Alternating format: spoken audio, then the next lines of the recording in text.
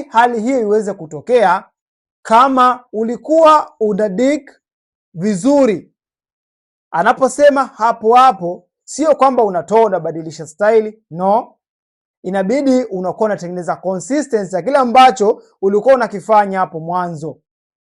Hapa wanaume wengi huwa wanakosea. So ili mwanaume au mwanamke aweze kumwaga, consistency inahitajika. Lakini kwa wewe mwanaume ambaye unamwaga haraka, yaani ukiingiza tu tayari umemwaga, hapo kuna shida. Hiyo tunaitem kama premature ejaculation. Inawezekana pata hali hiyo kwa sababu ulishajichua huko nyuma, so imekuathiri kisaikolojia, lakini pia hata misuli ya uume pia umepata changamoto.